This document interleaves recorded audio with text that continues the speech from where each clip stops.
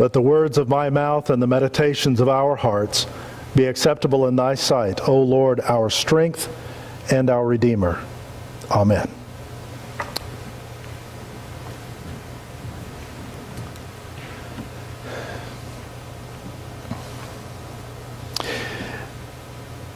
To put it in golf parlance, you just know that as soon as this fellow Nicodemus made his approach shot with Jesus, he probably wanted to take a mulligan. It should have been fine. Nicodemus should have been a master at this sort of thing with his credentials and experience. Surely he had practiced and perfected every part of what he was going to do. When he made contact, it should have been right on target. But Jesus interrupted him in mid-swing, so to speak, and completely demolished his follow-through. Whatever Nicodemus expected when he showed up to tee up with Jesus, you just know from the beginning it isn't going to go the way he expects or hopes. Jesus, it turns out, plays by a different set of rules than the ones Nicodemus is accustomed to, which is going to make things very interesting and very, very challenging for Nicodemus. Rabbi, we know that you are a teacher who has come from God. Good form, good technique, proper angle. Never mind all that. You've got to be born anew. Now play that one where it lies. How can a man be born when he is old? Sounds like a guy who just triple bogeyed the first hole, a circumstance with which some of us are not unfamiliar. All the good intentions and high hopes with which he showed up have evaporated. Now he's just wondering what he can salvage out of the process. In fact, what Jesus is pointing out to Nicodemus is that far from being a master player, Nicodemus is just like everyone else playing the course of life. He needs a mulligan, a do-over, a free shot out of the mess his first shot got him into. But he needs a mulligan not just for one stroke, not just for one stroke per hole, but for every stroke on every hole all through the course. Every shot he's taken on the course of life has gone awry. A lot of people who play golf that poorly just stop playing, though not all apparently, to hear the good golfers talk about it.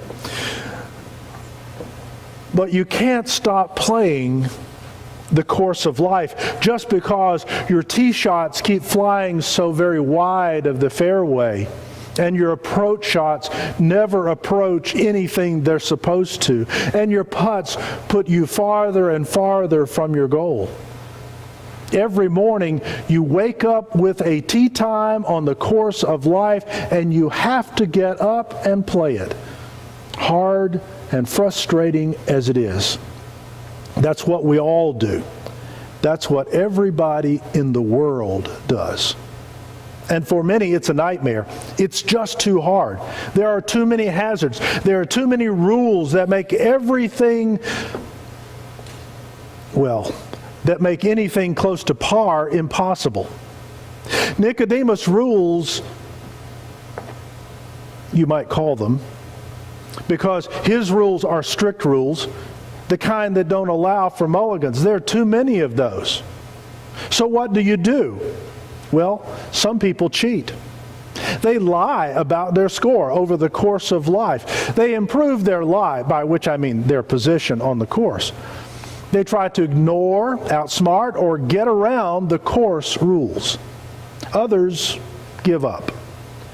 Since everybody has to come out and play, the give-uppers show up, but just go through the motions. They don't care what happens when they take their swings. They don't care whether they swing at all. They just plod along around the course until they get to the end. And as you would imagine, as they expect. The scores of those who have given up are atrocious. But here's an interesting thing. Their scores are no more atrocious than the scores of those who cheat or lie or bully their way around the course. That's because on this course, the one who created the course is the one who keeps score for everybody. And so Jesus tells Nicodemus, who is sure that his mastery of the rules and his vast experience abiding by the rules have made him a superior and impressive player. Jesus tells him that his actual score is just as atrocious as everyone else's. And Nicodemus, for the first time in his life, after a lifetime confidently playing the course of life and assuming his success, is devastated to learn the truth about his game. You see, in addition to the cheaters and the give-uppers, there is another group playing the course of life, the self-deceivers. Nicodemus and those who play the way he does think they're doing all right, certainly better than everybody else. They think the score they're keeping themselves is the official score. And they think that if their score is better than everybody else's, which they are sure it is, they win. Which is how it works in golf, of course, but not, it turns out, on the course of life. So what are we dealing with here? Imagine every person in the world playing the course of life, and I use the term playing charitably, and everyone ending up in a hazard of some kind or other. And whether sand or water, they're all sinking in the trap their poor play has landed them in. The quality of play on the course of life has left everyone not just frustrated and defeated, but in genuine danger. Which is why Jesus has neither time nor inclination to swap compliments with Nicodemus or anybody else about the quality of their actual disastrous play. Jesus has got a whole human race to get out of the hazards of life before those self-inflicted dangers do them all in. And what Jesus tells Nicodemus, the Bible records, because it applies to every human being who will ever set foot on the course of life. You need a mulligan for the whole thing. You need to do life, all of it, over.